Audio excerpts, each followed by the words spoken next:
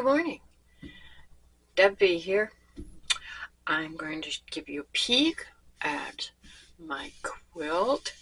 If you didn't watch the video, if I have uploaded it already. No, this one should be before it because this is still in progress. But this is going to be a Christmas present. And there'll be 42 of these blocks, 6 across, 7 down. And I'm going to trim it in brown with a brown border, like a frame. These, where all of these meet, it'll make another 6-inch block, and I'm going to embroider a fish on it, trying to kind of cover up where the plaids don't meet properly. So that is a project I am working on. I spent 3 hours last night just ironing these strips and this strip. And now I will sew all of those together, and I'll spend another 3 hours. I actually wouldn't have taken me nearly as long, except I ironed them all with these split open and then went, oh, wait, no, they have to be to the side. I want all my blocks uniform, so they have to be to the side. So I had to iron them again. I really do recommend that you iron in between all your sewing. I know it takes a long time, but it makes a world of difference, okay? It really does. So let's put that out of the way. The laser pointer, liner, whatever you call it, has arrived. I've got it hooked up. This is the, what is it called? A Vivalux, I believe, from Amazon. I ordered it off of Amazon, overnight delivery. It was here at 4:30 a.m. Surprisingly, I was, well, actually not surprisingly, I'm in a great deal of pain. So, I did one. It's something you have to get used to, I think, because you want to make sure you've got the point here and the point down here. Boy, I hope it's all showing. And I've got my needle all the way to the side there. And then we just got to keep this point going along that line. So don't look at your eye, but look at this, the end. Or at least that's how it's working for me.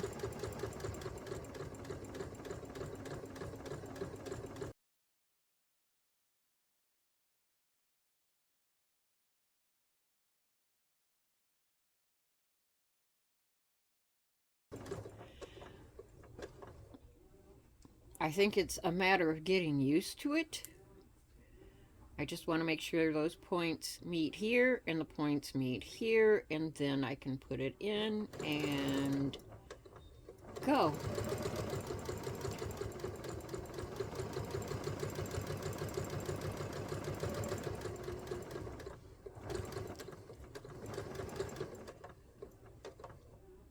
Ta-da! So hopefully these will go a lot faster. It still takes a while to iron them each one out and then trim it down. And what I decided to do, the seam that's in the middle, I was spreading it open automatically because that's the way I learned to quilt. And after doing about, 30, 40 of them, I thought, I kind of want the blue to be a little more predominant. So if I fold the seam towards the blue, that makes it kind of raise up at that seam. So it just makes the other color recessed slightly. It doesn't change it that much. I'm going to admit it doesn't change it that much. But that's what I decided to do, and I had to re-iron all of those that I had done. By doing this, yes, there's a lot of extra steps, blah, blah, blah, but it's worth it in the end, and I sat there with the boob tube on and a tray on my lap with a cutting board, and I just kept trimming. I have a tiny little 8x10 wool mat. I had thought that would come in so handy, and it was only like $10, so I had gotten that a while back. and I have had that on my lap on the tray and ironed. So I was able to sit there with my feet up, comfortably watching the boob tube, working on it. It's like knitting while you're sitting there watching television. I can see that I'm going to have to get used to, you got to keep that point on the line, and it's not as easy as you would think because you're used to doing it a certain way. And I keep looking up. I'm used to looking here at my foot instead of down here.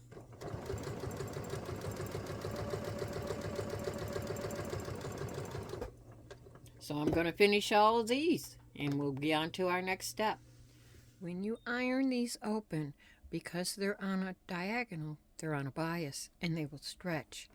So always very gently just open it. And I am actually going towards one side. I've decided I want it to be on one side. That'll make this one appear a little more recessed. But you don't want to pull taut. See, I could pull tighter, but then it warps it. So we want to be very careful. Iron it. And then all I have to do is trim my little corners. And I guess technically you don't have to. I just like a straight line. And there's our diagonal block. We're going to make one block on camera. I've already started doing my chain sewing and went, nope, wait, let's show how to do one block. All right. I also discovered that this machine does not like my favorite thread. I don't have a lot of it. I have to mail order it. I have to order it and have it shipped to me. And I have so many of the other threads that as I need a color, I will, and the next time I place the order, I'll order a couple of them. And I had the color in that thread. It's a real strong thread. It's a very thin thread, but really strong. And I was going to use that to quilt this. And I wanted to use this machine, this is the first quilt I've made on it, to do it. So I had wound a bobbin up. I was doing these with light gray, and I shifted over to my khaki. And it won't sew. It just kept binding up and binding up. I changed the upper thread back to the old style, the common Coates and Clark or whatever it is that you buy anywhere. Let's see. Coates. Yeah. Coates. Anyhow, that it loves just fine. But the other, this is it. This is the one. And I had one spool that was almost gone, and I wound a couple of bobbins up. And it is a hair thinner than that. Not a lot, but just a hair, but it's so much stronger. Yeah. Anyhow, the machine, for some reason, hates it. Absolutely hates it. I tried different adjustments, everything will not work. So I guess this will be quilted in either gray or brown, which is what I have in the coat. But let's do one block. So for one block, I need my fish, cut it 6 1/2. I need 4 of these. They're sewn together. These are, what do they call them? Half square, something weird like that. I call them triangle squares because in my brain, then I know automatically that it's a two triangles to make the square. I guess you can call it whatever you want, but there'll be one of these on each side and then one of these in each corner. What we do is a type of strip sewing, okay? So first I'm going to take this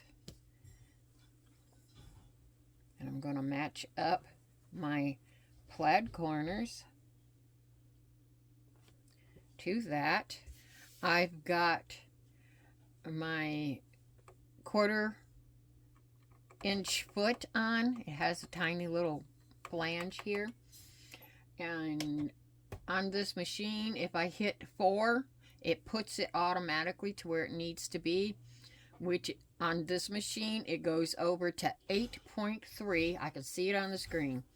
But it drops the stitches down to 1.8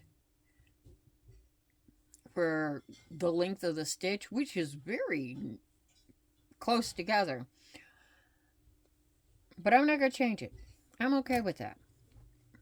So we're going to get these sewn on. One thing I like about this machine is I can have it set to automatically cut when I do the tack, is when it does it. It doesn't do it when I do the back. So I can run the machine and still do the backup stitch and it not cut my threads for when I want to do a chain stitch, when I want to chain my stuff.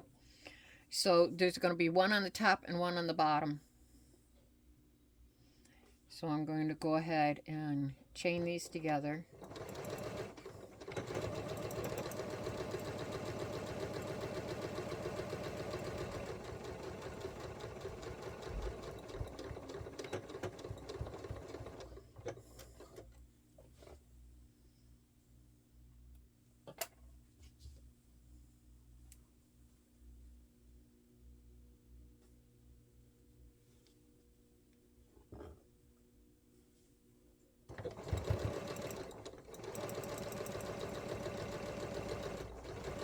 And as you see, I just forgot to do the back stitch. Not a big deal. I've never been one to bother with doing back stitches when I'm working on my quilt. I'm piecing my quilts because every one of these seams are going to be sewn again when you sew these to another block, that kind of a thing. So they all get locked. It's not a horrible thing if you don't bother with back stitching.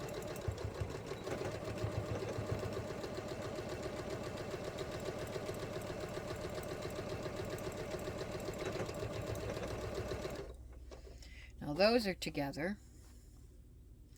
Now if you have directional fabric, it doesn't matter actually if I put those on the side or on the tops, but for the video's sake, I'm going to do it in rows like this. So these will get sewn to either side. And you want to make sure that you know which direction your print is going in if you have a directional print.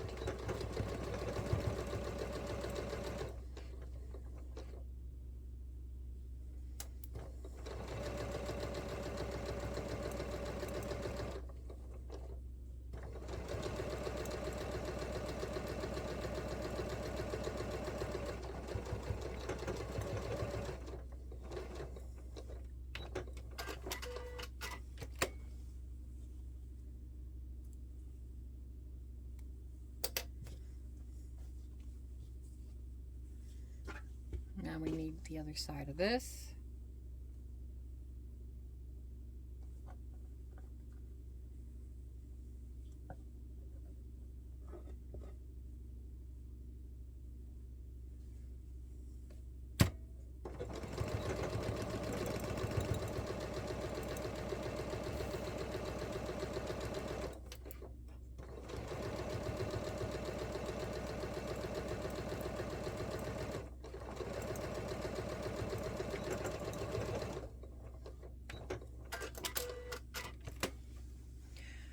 Now you'll see that on here I had opened this up, but these I had folded inward.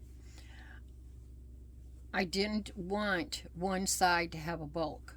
In this triangle, I want it to look as much like a continuous piece as possible. So you splay that seam open and iron it in place. Now normally you'll take all these pieces and iron them. I don't even have an iron hot the moment, and it's not gonna, this is gonna be fine. This is gonna be just fine. but I am, because I didn't iron it, I'm going to use a couple of clips. I don't normally bother with clips when I'm doing quilts, but when you iron it, it helps those stay where you want them a little easier when you're sewing them together. And you just lay them by each other. They want to move around on you a little bit more this way, I think. But I will be the first to admit, I do not always, it depends on if I feel like just kicking that puppy out, or as if I'm just feel like making a quilt top, then I just make the quilt top and iron it all up, and when I'll trim it down. Once it's all ironed up, I trim it down to the size and if it's has to be a little bit smaller or whatever, okay, I'm okay with that. But when I'm making a gift, I am much more particular. Now, when you get to these seams, see, I've got these folded outward, and I'm doing that on purpose. It's the way I want this to lay.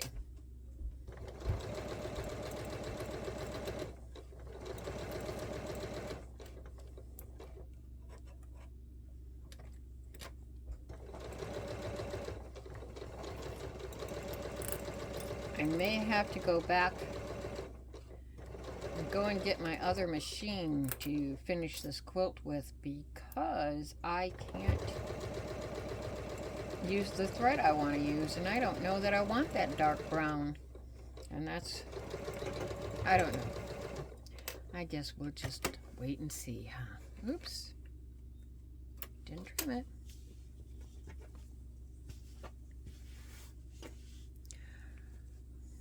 You just want to double check, double verify that your points are going in the correct way, because it's not the end of the world. You just take it out, but it does become frustrating.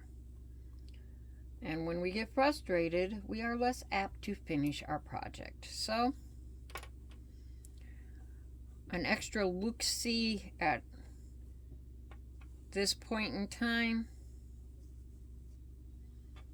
Make sure that I just double checked. Make sure that these are going to be seamed the same way.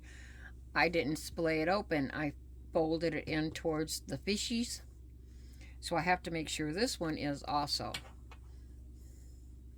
If you don't do them in the same direction, you will be sorry. So make sure you do.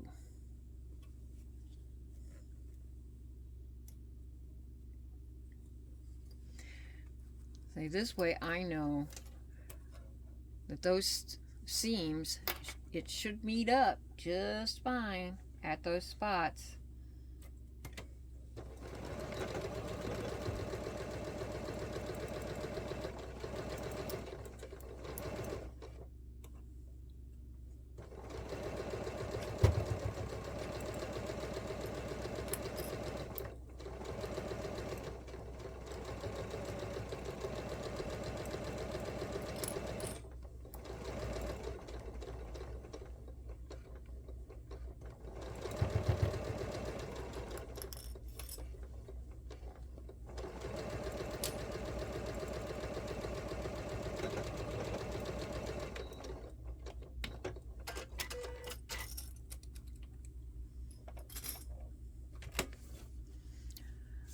And there is a finished block. So you can do it at this point and then iron it.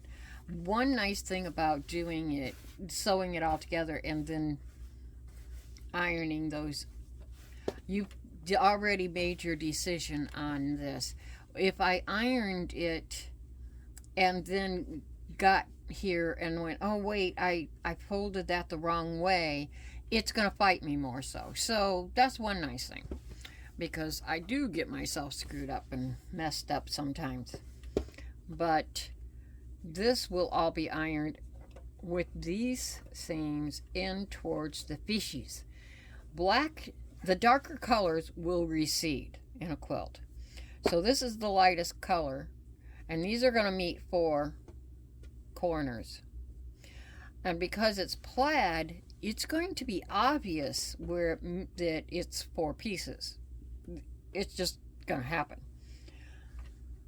So I'm going to embroider a fish on each one of those. But this, I want those seams to go to the inside. So even though it is going to have quilting and all that, which will help mash it down, this should help to make that pop forward more, because the black fabric, it recedes, and I wanted it to come forward. So this is 1 block. The quilt, it's not a huge quilt. It'll be a 12-inch block, and there'll be 6 across, 7 down, a total of 42. All the rest of it I am chain stitching. So I am sewing all the little, I've already sewn all these together. I ironed them, sat watching television, ironed them. So they're sitting here in my little tray, and I have done one side of every big fish block, and now I'm going back and I'm doing the other side, and then I will do the tops and bottom, and then I will go through and sew all of those together. That's the way I make a quilt. So we will see you when I've got this all set together.